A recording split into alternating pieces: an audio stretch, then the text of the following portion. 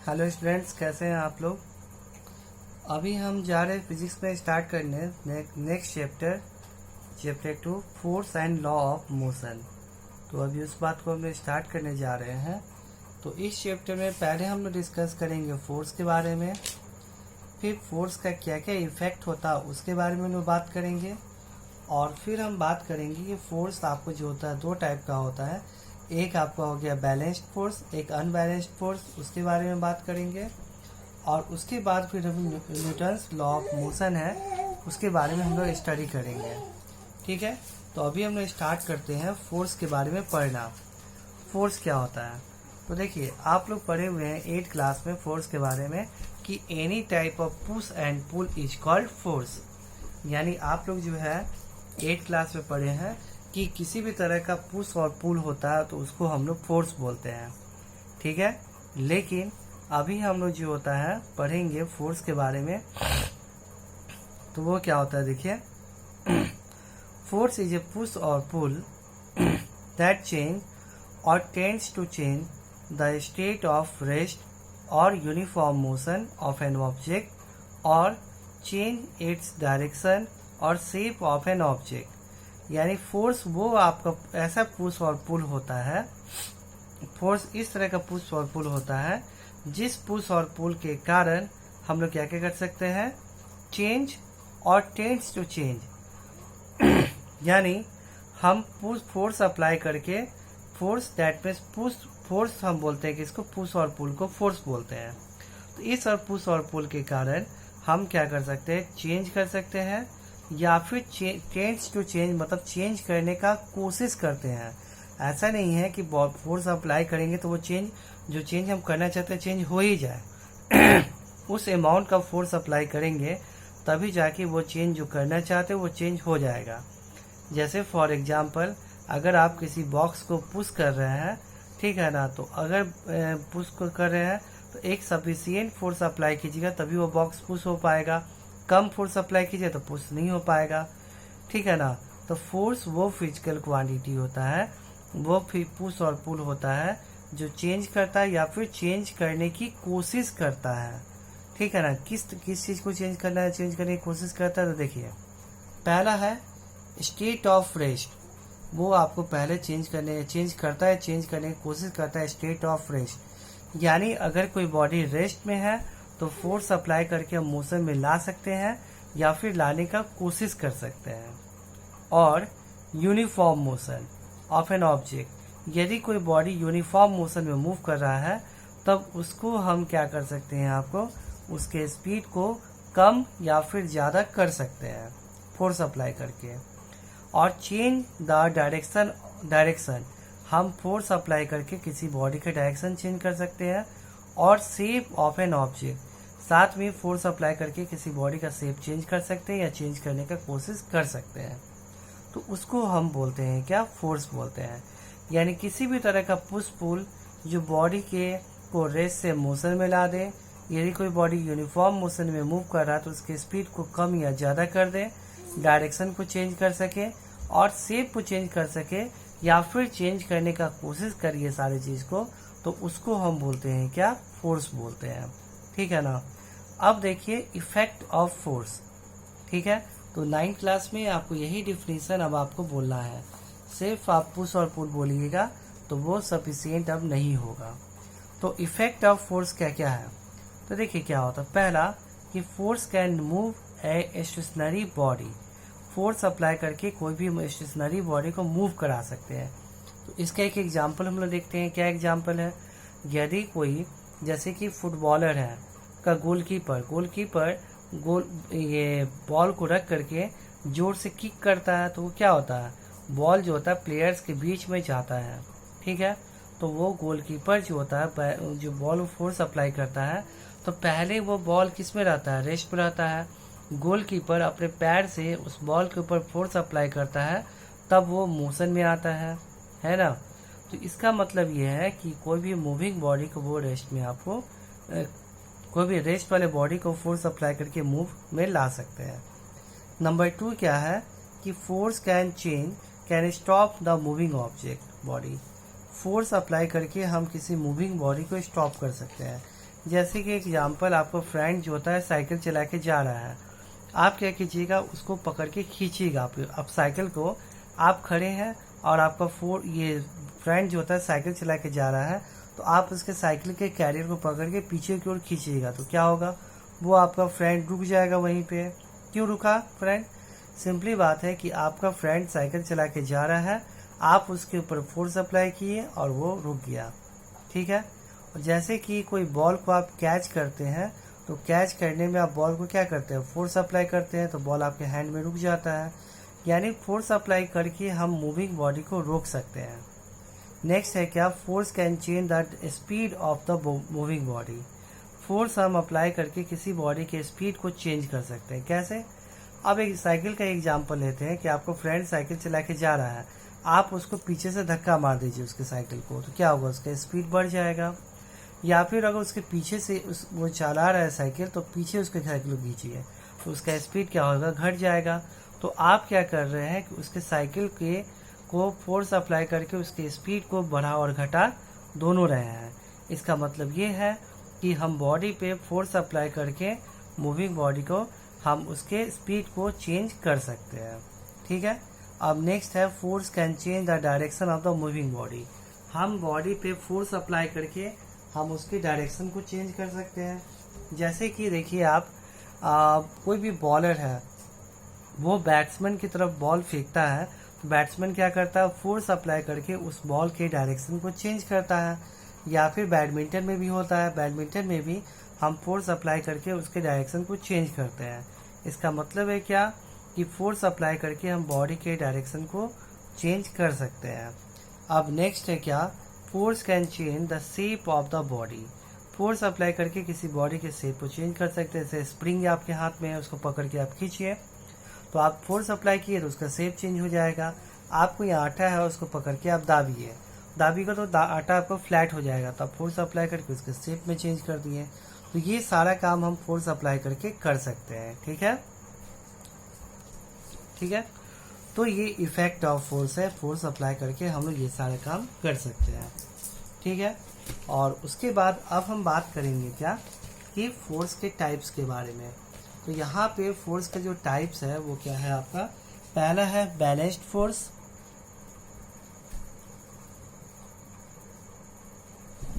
Balanced force है, और second है आपका अनबैलेंस्ड फोर्स। तो अभी हम पहले बात करते हैं बैलेंस्ड फोर्स के बारे में। तो देखिए यहाँ पे बैलेंस्ड फोर्स क्या होता है, ठीक है ना। बैलेंस्ड फोर्स किसे बोलते हैं, कि देखिए कोई बॉडी है, उसके ऊपर में बहुत सारा फोर्स अप्लाई हो रहा हो, उसके बाद भी बॉडी आपको रेस्ट में हो, तो उस तरह के फोर्स को हम बोलते हैं क्या, बैलेंस्ड फोर्स बोलते हैं। जैसे देखिए यहाँ देखिए आप, when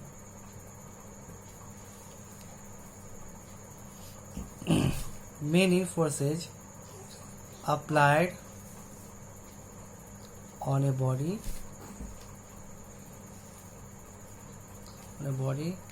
and body remains at rest, when several force applied on a body and body remains at rest because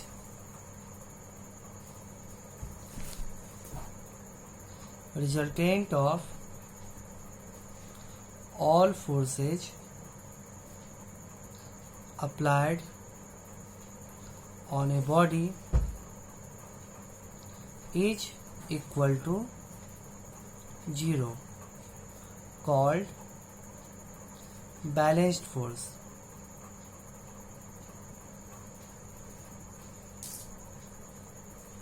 देखिए बैलेंस्ड फोर्स किसे बोलते हैं, यदि किसी बॉडी के ऊपर में बहुत सारा फोर्स अप्लाई हो रहा हो, लेकिन सारे फोर्सेज का जो रिजल्टेंट है वो 0 के बराबर हो।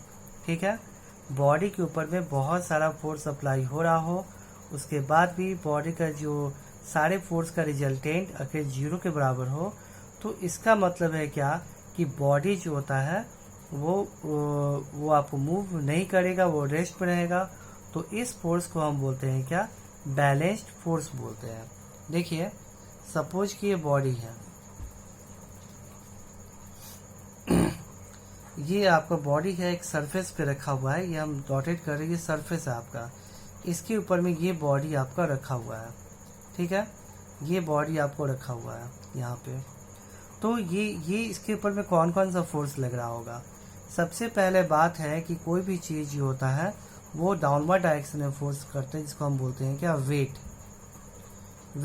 और वेट का फॉर्मूला होता है m इंटू जी। आगे क्लास में हम लोग पढ़ेंगे इसके बारे में। वेट बराबर होता है m इंटू जी। m हो गया मास, जैसे कि मान लेते हैं कि आपका मास हो गया 40 kg और g का वैल्यू तो फिक्स होता है 9.8, इसको अप्रॉक्सीमेटली हम 10 भी ले सकते हैं, 10 मीटर पर सेकेंड स्क्वायर। तो अगर 40 किलो का आदमी जो होता है, 40 kg का आदमी अगर आपको यहाँ पे खड़ा है तो वो धरती पे ऊपर कितना फोर्स अप्लाई कर रहा होगा। तो 40 वेट बराबर होता है, वेट वो होता है 40 और जी का वैल्यू अप्रॉक्स 10 होता है, यानी 400 न्यूटन। तो आप लोग भी खुद से कैलकुलेट कर सकते हैं कि आप अगर ज़मीन पे खड़े हैं तो आप कितना फोर्स ज़मीन के ऊपर अप्लाई कर रहे होंगे। तो आप जो ज़मीन के ऊपर फोर्स अप्लाई करते हो उसको निकालने का फॉर्मूला होता है m into g, mass into gravitational acceleration, m into g, ठीक है। अगर आपका मास 40 kg है तो आप उस धरती पे ऊपर में 40 into 10 that means 400 Newton force apply कर रहे होंगे। ये आपको पढ़ना है ग्रेविटेशन चैप्टर में, जो कि 3rd चैप्टर है, उसमें हम आपको पढ़ाएंगे, ठीक है। अगर आपका वेट जो होता है मानते 50 kg है मास, तो 50 इंटू 10 दैट मीन्स आप सरफेस के ऊपर 500 न्यूटन अप्लाई कर रहे हैं। तो यानी कहने का मतलब क्या है कि ये जो बॉक्स है ये सरफेस के ऊपर रखा हुआ, तो कितना फोर्स अप्लाई करेगा, तो एम जी, इसका मास है एम, तो एम इंटू जी नीचे की ओर फोर्स अप्लाई कर रहा है, नीचे की ओर। तो अब मेरा क्वेश्चन ये है कि ये जो बॉक्स है नीचे क्यों नहीं गिर जा रहा है, इस जमीन को तोड़ते हुए अंदर क्यों नहीं चला जा रहा है, ठीक है। ध्यान से मेरी बात को समझिएगा। ये जो बॉक्स है इस धरती पर रखा हुआ है, तो ये आपको जो होता है, मान लेते हैं इस बॉक्स का वेट 40 kg है, तो नीचे की ओर कितना फोर्स अप्लाई करेगा, 400 न्यूटन नीचे की ओर फोर्स अप्लाई कर रहा है। तो इस धरती को तोड़ के नीचे क्यों नहीं जा रहा है, क्योंकि आपको ठीक इसके अपोजिट ये धरती भी इसके ऊपर फोर्स अप्लाई कर रहा होगा, इसको हम बोलते हैं n से डिनोट करते हैं, जिसको बोलते हैं क्या, नॉर्मल कॉन्टेक्ट फोर्स। याद रखिएगा, नॉर्मल कॉन्टेक्ट फोर्स, यानी हम जमीन के ऊपर रुके हुए हैं तो हम जमीन पे फोर्स अप्लाई जितना अप्लाई करते हैं ठीक उतना ही फोर्स अपोजिट डायरेक्शन में जमीन भी हमारे ऊपर फोर्स अप्लाई करता है। उस फोर्स को बोलते हैं क्या, नॉर्मल कॉन्टेक्ट फोर्स। अगर आप छत पे से कूदते हैं तो आप नीचे क्यों गिर जाते हैं, सिंपली बात है कि आप नीचे की ओर बांधते हैं, आपका मास 40 kg है तो आप नीचे की ओर 400 न्यूटन फोर्स अप्लाई कर रहे हैं। लेकिन अगर आप छत से कूदते हैं तो आपके नीचे कोई सरफेस नहीं रहता है, तो सरफेस नहीं रहेगा तो वो ऊपर की ओर तो फोर्स आपके ऊपर अप्लाई नहीं कर पाएगा। तो इस केस में आपको आप रुकिएगा नहीं, आप नीचे गिरिएगा। जैसे यहाँ पे है तो आप नीचे की ओर मानते 400 न्यूटन फोर्स अप्लाई कर रहे हैं, जमीन यहाँ पे आप हवा में है, तो ऊपर की ओर फोर्स होना चाहिए ना जो इसको बैलेंस कर सके और आप यहीं पे रुक जाए। तो ऐसा कोई फोर्स मिल नहीं पाता, जब तक नहीं मिल पाता तब तक ये बॉडी नीचे गिरते रहता है। जैसे ही सरफेस पे गिरा तो यहाँ 400 न्यूटन लगाया तो इसके ठीक ऊपर में 400 न्यूटन इसको मिल गया और ये बैलेंस हो गया, तो बॉडी यहाँ पे रुक गया। यानी कहने का मतलब है ये कि ये सब हम लोग ग्रेविटेशन चैप्टर में डिस्कस करेंगे, लेकिन फिलहाल इतना समझिए कि ये कोई भी बॉडी है ये नीचे की ओर जितना फोर्स अप्लाई करता है, ये ठीक सरफेस जिस सरफेस पे ये रखा हुआ वही वो भी उसके ठीक ऊपर की ओर उतना ही फोर्स अप्लाई करता है। तो नीचे की ओर 400 न्यूटन कर रहा है तो ये भी 400 न्यूटन ऊपर की ओर करेगा, ये नीचे की ओर 500 न्यूटन करेगा तो ये भी 500 न्यूटन करेगा, ठीक है। तो ये बात हो गया। यानी एक बात याद रखिएगा कि आप जो होता है सरफेस पे जितना फोर्स अप्लाई करते हैं डाउनवर्ड डायरेक्शन में, सरफेस भी आपके ऊपर में ठीक उतना ही फोर्स अपवर्ड डायरेक्शन में अप्लाई करता है। इसीलिए आप जो होता है ना धरती के नीचे नहीं जा पाते हैं, नहीं तो आप धरती के नीचे चले जाते हैं अगर वो फोर्स अप्लाई नहीं कर पाता तो अब देखिए ये बॉक्स है इस सरफेस पे रखा हुआ है, तो ये बॉक्स नीचे की ओर फोर्स अप्लाई करेगा mg, जो कि इसका क्या होगा, वेट होता है mg, ठीक है। और एक नॉर्मल कॉन्टेक्ट फोर्स ये सरफेस से अप्लाई करेगा, वो हो गया n। अब देखिए इसको हम आगे की ओर खींचे तो हम फोर्स अप्लाई किए F, इस सरफेस के रफनेस के कारण आप 8 क्लास में पढ़े हैं, इसके ठीक अपोजिट डायरेक्शन में फ्रिक्शन फोर्स अप्लाई होगा, फ्रिक्शन फोर्स ये अप्लाई होगा। ठीक है, तो ये देखिए इस बॉडी पे टोटल 4 फोर्स अप्लाई हो रहा है। एक हो गया क्या, वेट नीचे की ओर, तो नॉर्मल कॉन्टेक्ट फोर्स ऊपर की ओर, तो ये फोर्स इसको बैलेंस कर दिया। तो इस डायरेक्शन में नेट फोर्स आपको हो गया, वाई डायरेक्शन में नेट फोर्स आपका 0 हो गया। अब ये फोर्स अगर सपोज फ्रिक्शन फोर्स के बराबर है, यानी if F equal to friction force, तो इस केस में ये भी फोर्स इसको बराबर कर दिया। तो इस कंडीशन में बॉडी मूव करेगा क्या, नहीं मूव करेगा, तो इसका रिजल्टेंट फोर्स किसके बराबर होगा, आपको 0 के बराबर। यानी सारा फोर्स एक दूसरे को कैंसिल आउट कर दिया, तो रिजल्टेंट फोर्स 0 के बराबर हो गया।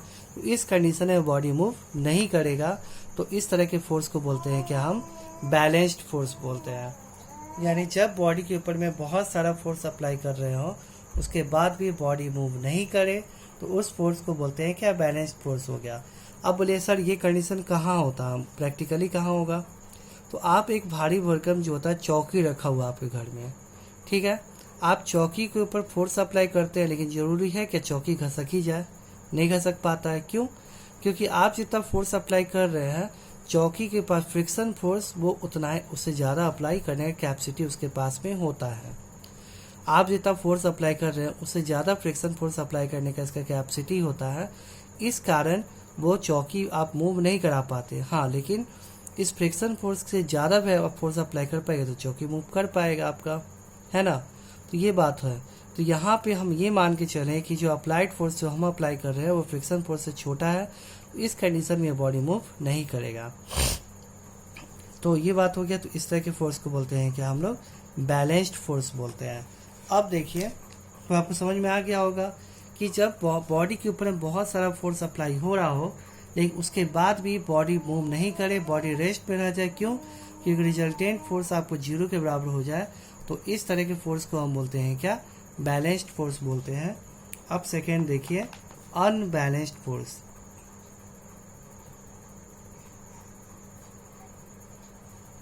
सेम चीज है, when many force applied on a body and resultant of all forces is not equal to 0, then this type of force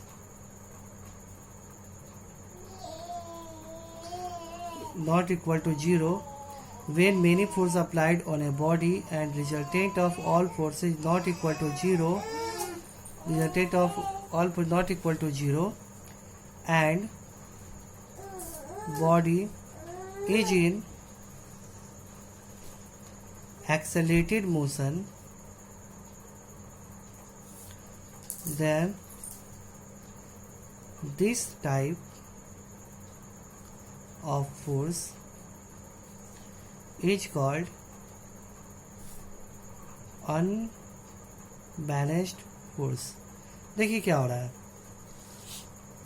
बहुत बड़ा चीज इसमें नहीं लिखे हैं क्या, कि when many force applied on a body, यानी बॉडी के ऊपर बहुत सारा फोर्स अप्लाई हो रहा हो, but resultant of all forces applied on a body is not equal to 0, लेकिन जो भी फोर्स अप्लाई हो रहा है सबका रिजल्टेंट 0 के बराबर आपको नहीं हो रहा है। इसका मतलब क्या है, तो इसका मतलब है कि बॉडी एक्सेलेरेटेड मोशन में मूव करेगा, तो then body moves in accelerated, body rest में नहीं रहेगा, बॉडी एक्सेलेरेटेड मोशन में रहेगा, तो body moves in accelerated motion. तो इस तरह के फोर्स को हम बोलते हैं क्या, अनबैलेंस्ड फोर्स। बस इसी का एग्जाम्पल हम लेके चलते हैं। यहाँ देखिए, हम इसी का एग्जाम्पल लेते हैं आपको। देखिए यहाँ पे क्या है आपको, कि सेम बॉडी है, वेट हो गया यहाँ पे mg, नॉर्मल कांटेक्ट फोर्स हो गया n।